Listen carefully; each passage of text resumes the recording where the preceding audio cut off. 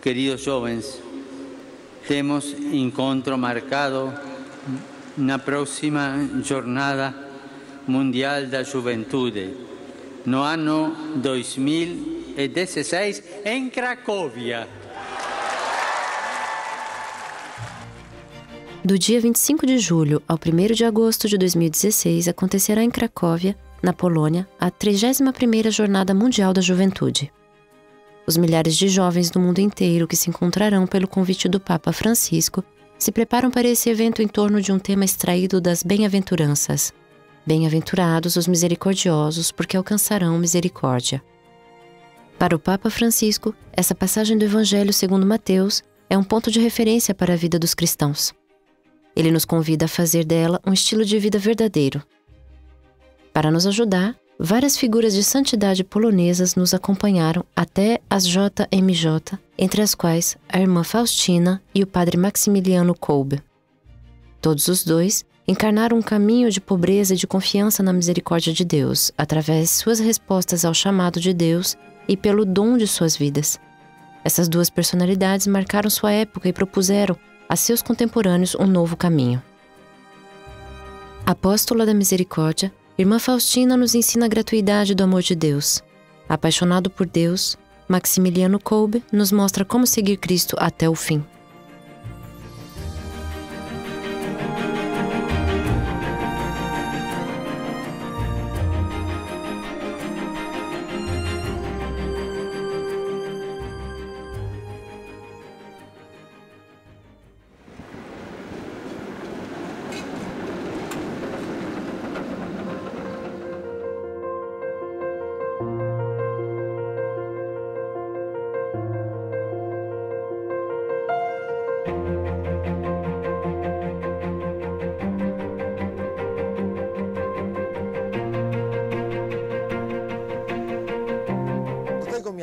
É nessa cidade, chamada Łódź, que veio em 1922 Helena Kowalska, para ganhar sua vida, para trabalhar como empregada doméstica. Ela morou em vários lugares e chegou com suas duas irmãs aqui a Łódź. É aqui, mesmo ainda sendo uma menina, que ela viveu uma coisa excepcional.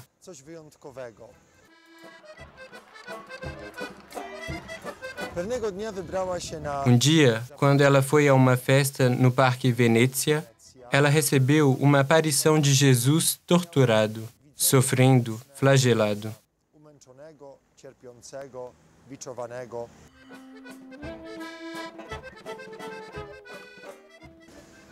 Num momento, como ela relata em seu diário, a música parou em seus ouvidos e não restava mais que ela e Jesus sozinhos. Ela então entendeu a voz lhe dizer: "Quanto tempo ainda você vai me enganar? Quanto tempo eu devo te suportar?" Era Jesus que lhe dizia essas palavras. Ela simulou um mal-estar e foi à Catedral Santo Stanislau Kostka, nas proximidades que nós vemos aqui. Entrando na igreja, ela se prosternou e rezou durante muito tempo. E foi aqui que ela teve uma outra visão, na qual lhe foi dito de ir a Varsóvia para entrar numa comunidade religiosa. Foi particularmente difícil para ela, pois isso não correspondia à vontade de seus pais. No entanto, a voz de Deus era mais forte que tudo. Essa voz a chamava a deixar tudo e seguir aquele que a escolhia. Na mesma noite, Helena parte para Varsóvia. Depois de várias tentativas de ser acolhida em um convento, no dia 1º de agosto de 1925, ela é aceita na Congregação das Irmãs de Nossa Senhora da Misericórdia. Uma nota a seu respeito foi escrita nesse dia. Franzina, um pouco atrasada para sua idade, de constituição bastante frágil, serva, cozinheira de profissão. Nada de extraordinário, nada de promissor. Ela recebe o nome de Maria Faustina. Deus encontra um caminho específico para cada pessoa. Ele fala pessoalmente a cada um. Na vida de Faustina, foi importante que ela procurasse as respostas na oração. que ela perguntasse sempre a Jesus se era bem aquilo, o que fazer, aonde ir. E o Senhor Jesus lhe mostrava. Irmã Faustina se dedica inteiramente a Deus através do cotidiano de sua vida religiosa. Ao longo de seu postulado, ela recebe aparições de Cristo que lhe guiam, lhe encorajam, lhe corrigem e também lhe dizem a missão que ela deve cumprir. Secretária de meu mais profundo mistério, saiba que você está comigo em uma intimidade exclusiva. Seu dever é escrever tudo aquilo que lhe faço conhecer a respeito de minha misericórdia pelas almas que, lendo estes escritos, serão consoladas e terão a coragem de se aproximarem de mim.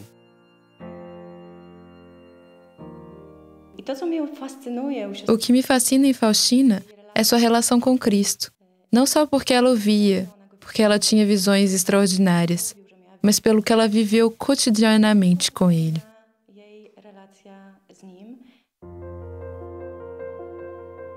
Por trás do cotidiano humilde e monótono da vida da irmã Faustina, se esconde uma vida espiritual muito rica.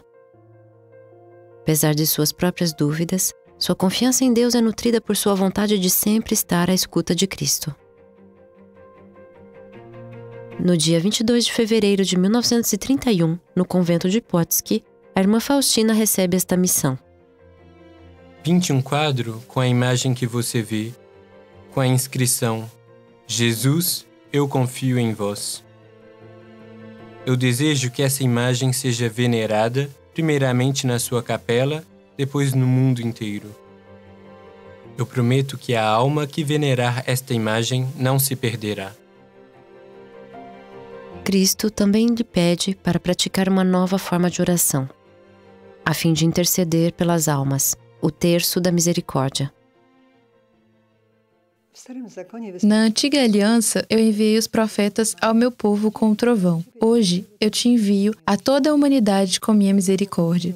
Essas palavras, Jesus disse à irmã Faustina, quando tinha 20 e poucos anos. Ela era jovem e foi nomeada profeta para nosso tempo, enviada ao mundo inteiro com uma mensagem sobre a misericórdia de Deus. Nessa mensagem, Jesus deseja lembrar a verdade bíblica sobre o amor misericordioso de Deus pelo homem e chama a levar essa mensagem ao mundo por meio do testemunho pessoal, por nossos atos, palavras e orações. Cada dia às 15 horas, as irmãs rezam o terço da Divina Misericórdia em Łagiewnik. Hoje essa oração é difundida por rádio e internet pelo mundo todo. O sucesso do quadro que irmã Faustina fez pintar é mundial. No dia 30 de abril de 2000, dia da canonização da irmã Faustina em Roma, o Papa João Paulo II institui a Festa da Divina Misericórdia, celebrada cada ano no primeiro domingo depois da Páscoa. É exatamente um dia antes dessa festa que ele vai morrer no dia 2 de abril de 2005. E é no domingo da Divina Misericórdia que ele será canonizado, proclamado santo, no dia 27 de abril de 2014. A Jornada Mundial da Juventude 2016 será uma ocasião de redescobrir a força e a atualidade da mensagem de João Paulo II, que foi arcebispo de Cracóvia e foi o fundador das Jornadas Mundiais da Juventude.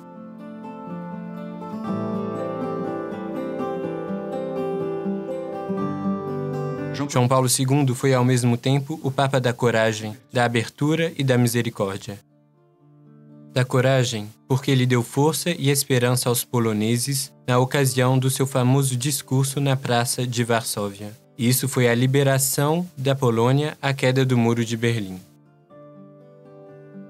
O Papa da abertura, porque ele abriu a Igreja e o Vaticano para o mundo. Ele não queria uma igreja fechada sobre si. Através de suas numerosas viagens, ele foi ao encontro de homens e mulheres de todos os países, de todas as raças e todas as culturas. Foi assim que ele celebrou uma missa em Manila, nas Filipinas, diante de mais de 5 milhões de pessoas. Foi na Jornada Mundial da Juventude de 1995. Enfim, o Papa da Misericórdia, porque ele amava a irmã Faustina e compreendia de dentro sua mensagem.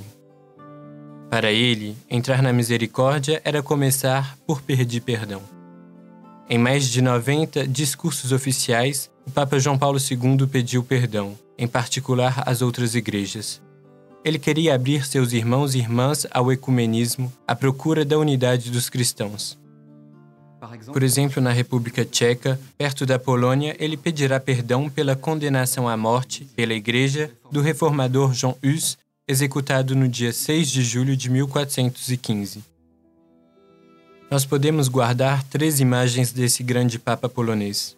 Em primeiro lugar, a de um homem que, por amor, humildade e respeito, se ajoelhou para beijar o chão da terra onde ele chega, que seja sua nova paróquia como jovem padre ou um país que ele visita como Papa. Em janeiro de 2000, em Roma, antes de entrar pela Porta Santa, ele propõe, em sinal de humildade e de perdão aos seus vizinhos do Oeste e do Leste, da comunhão anglicana e da ortodoxia, de se ajoelhar antes de entrar juntos no 3º milênio. Enfim, no mesmo ano, diante das câmeras do mundo inteiro em Jerusalém, ele vai, em sinal de misericórdia, rezar diante do Muro das Lamentações e colocar uma mensagem de pedido de perdão em relação ao povo judeu. É necessário entender que todos esses gestos exigem uma profunda conversão de toda a Igreja e supõem um outro olhar sobre Deus. Deus não é aquele que nos espera para nos julgar no fim de nossas vidas e contar conosco nossos pecados. Ele é mais do que nunca o Pai do Filho Pródigo. Ele é esse Pai que perdoa sem nada pedir em troca. Com a irmã Faustina, nós podemos dizer: Jesus, eu confio em vós. Nessas palavras se resume, como diz Bento XVI, a fé cristã, que é uma fé no poder absoluto do amor misericordioso de Deus. Através dessa mensagem de misericórdia e do chamado à confiança de irmã Faustina, numerosos testemunhos confirmam a continuidade da obra que ela começou e as graças recebidas de Deus. Natália vem de Łódź, ela é jornalista e trabalha numa revista de moda. Eu vivia minha vida muito despreocupada, muito espontânea, longe da igreja e de Deus também. E um dia, era domingo, eu acordei com uma decisão interior de que eu devia me confessar. Eu sentia algo como uma inquietação com respeito à minha vida, com o que eu fazia, onde estava e aonde estava indo.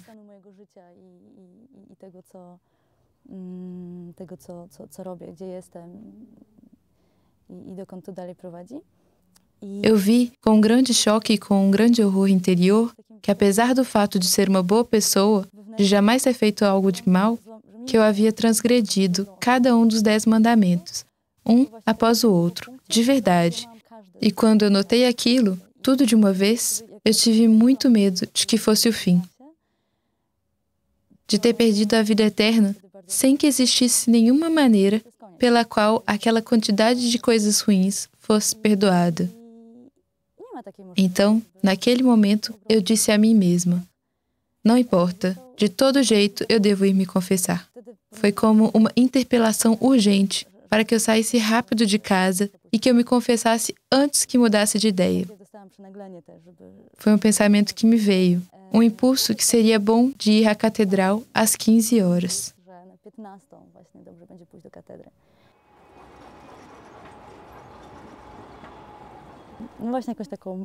E então eu comecei essa confissão bastante determinada, e o padre se calou durante toda a minha confissão.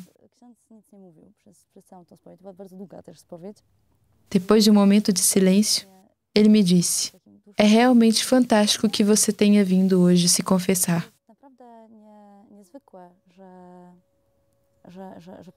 Por que hoje? Eu lhe respondi, mais ou menos desse jeito. Simplesmente eu senti que devia me confessar hoje. Ksiądz mówi, to naprawdę niebywałe, bo ja też nie miałam w planach dzisiaj spowiadać tak długo. W ogóle to, że tu jestem, to jest też taki trochę niezaplanowane. E você sabe o que nós celebramos hoje na igreja?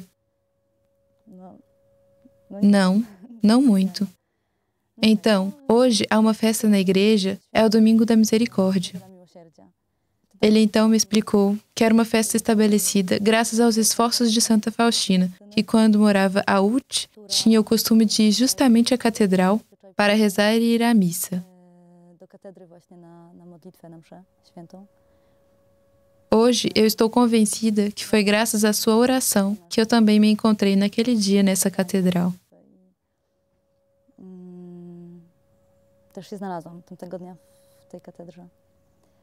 E eu me lembro também de uma alegria incrível e de uma sensação de leveza. Principalmente uma alegria enquanto eu saía da igreja. E a convicção que Jesus estava comigo. Simplesmente que Ele está comigo, no meu coração, e se alegra comigo. Ele voltava comigo para casa. E aquilo foi lindo. Foi uma reviravolta. Na verdade, quando nós imaginamos o que é a misericórdia de Deus, não conseguimos imaginar de maneira clara. E então, a misericórdia de Deus vem como uma bomba de amor. Me faltam palavras para explicar.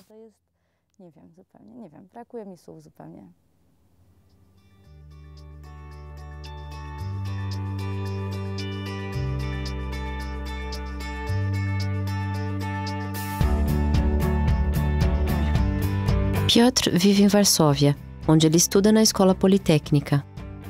Na ocasião do festival Welcome to Paradise, organizado pela comunidade do Caminho Novo, na abadia de Haute-Combe, ele teve uma experiência pessoal de confiança no amor de Deus.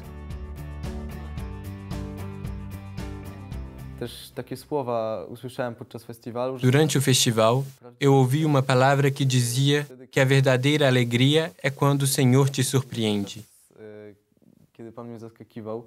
Efetivamente, esse foi um tempo onde o Senhor me surpreendeu. Afinal, eu não tinha pensado em dar os passos que eu dei naqueles dias.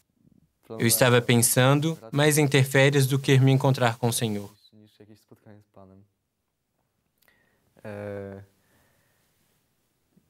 Teve uma noite de louvor, onde foi possível pedir o batismo no Espírito Santo e entregar a vida a Deus, o reconhecer como Salvador e de se deixar conduzir por Ele. No fundo, eu senti que eu estava precisando o reconhecer e de me doar a Ele. Mas, ao mesmo tempo, eu tinha muito medo. Eu não queria, interiormente eu tremia. Meus pés estavam colados no chão, de forma que eu não podia me mexer. Mas eu rezei no meu coração: Senhor, se esse passo pode ser bom, se isso pode me reaproximar de você, então me leve nessa direção. Eu fechei os meus olhos e avancei.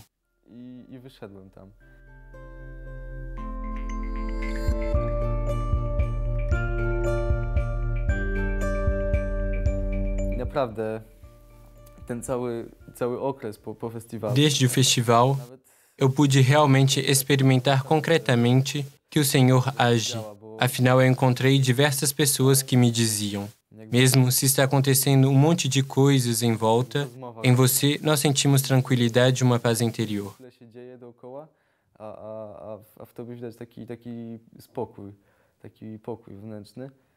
Realmente, eu pude ver isso e me alegrar muito que essa oferta, essa confiança, o fato de me doar ao Senhor, trouxe a meu coração a paz interior. Essa confiança trouxe um repouso no Senhor e realmente eu posso confiar nele e com ele eu me sinto seguro.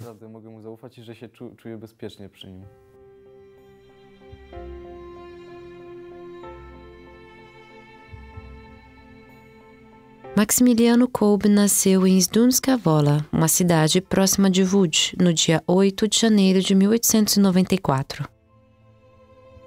Dotado de uma espontaneidade natural e teimosia, ele deixa sua mãe desesperada. Um dia, ela estava dando uma bronca nele e perguntou o que ele se tornaria mais tarde. Essa pergunta provoca na criança de 10 anos tamanho despertar de consciência que ele procura diretamente Maria para saber o que fará mais tarde. Essa aparece e o mostra duas coroas, uma branca e uma vermelha, simbolizando a pureza e o martírio. A Virgem o convida a escolher. Espontaneamente, Maximiliano escolhe as duas. A partir desse momento, ele faz a escolha de se tornar melhor todos os dias.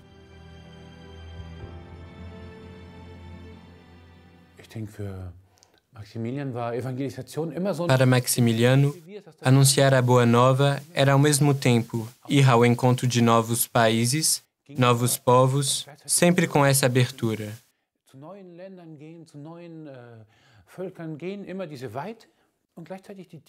Para ele, era importante evangelizar a partir do coração, sabendo que quando os homens não são bons, quando eles não fazem o que é de Deus, eles fazem mal a eles mesmos.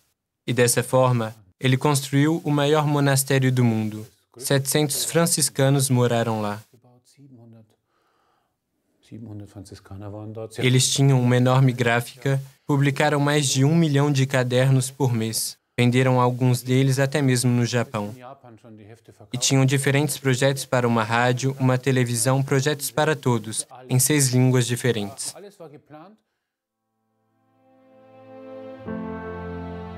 Mas no dia 1º de setembro de 1939, a guerra eclodiu na Polônia. Depois de 35 dias de resistência, o país é invadido pelas tropas de Hitler. A Segunda Guerra Mundial começa.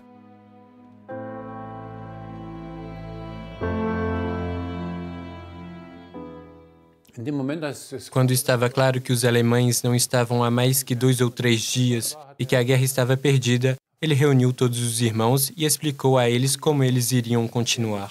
Nessa hora, ele começou a chorar porque ele mesmo não podia compreender porque tudo o que Deus havia construído devia parar naquele momento. Mas ele disse a eles, agora é o momento. É o momento no qual nós podemos realmente mostrar se tudo o que nós publicamos está verdadeiramente nos nossos corações. Não somente publicado nos cadernos, mas realmente inscrito nos nossos corações. E ele estava convicto de que ele poderia realizar a vontade de Deus naquele momento.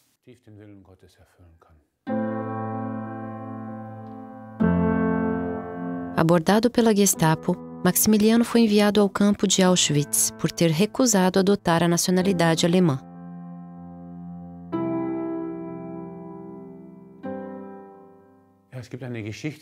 Quando ele estava em Auschwitz, ele fez um ensinamento diante de um muro para algumas pessoas que estavam em torno dele. Eles perguntavam por que aquilo havia acontecido, de onde vinha tudo aquilo, como aquilo poderia se passar daquela maneira, e ele respondeu que ele também não compreendia o porquê. E ele começou a desenhar um grande V e um pequeno V, dizendo, essa é a vontade de Deus. O grande V é a vontade de Deus. E seu único objetivo no meio dessas circunstâncias, que são dramáticas, é que o pequeno V se insira, de uma forma ou de outra, no grande V.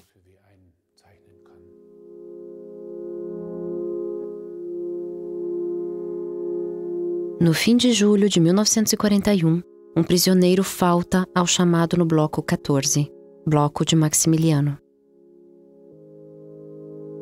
A punição é cruel. A cada fuga, 10 homens do bloco serão condenados à morte.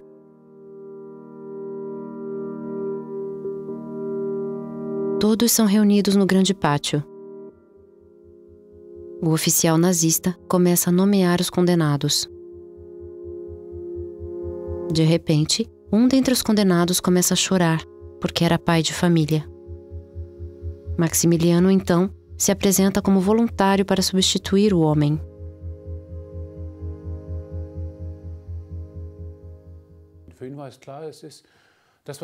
Para ele, estava claro que era isso que Deus queria para ele. Ele desejava desde sempre ser Marte. Para ele, era Deus que o tinha conduzido até lá. Ele cantou. Os outros detentos começaram a cantar com ele porque sentiram que era verdadeiro, que era sincero. E assim que os guardas da SS ouviram que eles estavam cantando no lugar de chorar, eles ordenaram ao vigia de fazer com que eles parassem. Mas ele não pôde. Ele estava sentado, escutava-os e não podia dizer, parem de cantar. Era impossível, era impossível. Eles cantavam e não podiam pará-los.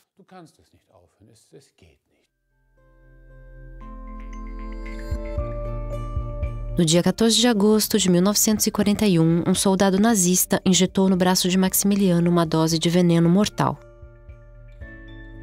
Ele foi o único da sua cela ainda vivo em oração depois de 2 semanas.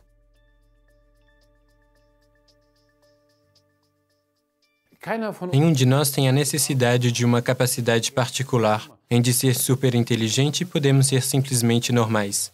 Maximiliano era um jovem normal antes de sentir que deveria avançar, lá onde o seu coração foi tocado. Eu acredito que é importante que nós não sejamos pessoas extraordinárias, com supercapacidades.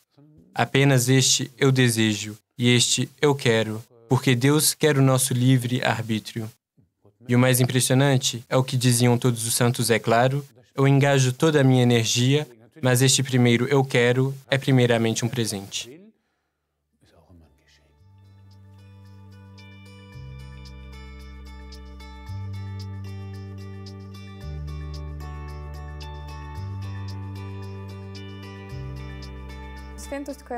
A santidade significa para mim ter confiança até o fim, dizer sim ao Senhor.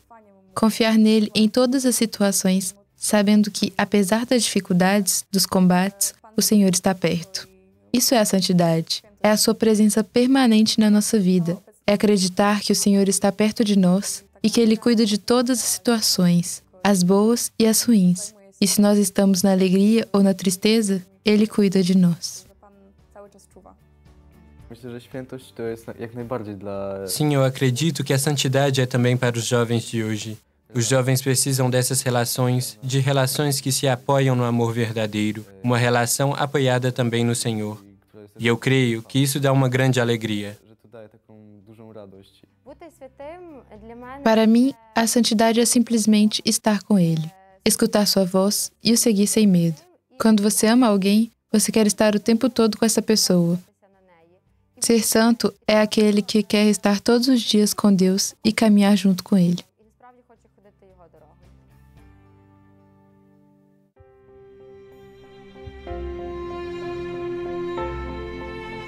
Nós podemos orar pelos jovens das dioceses do mundo inteiro que participarão da JMJ, assim como por todos os preparativos da Diocese de Łódź, que acolherá numerosos jovens durante esse evento.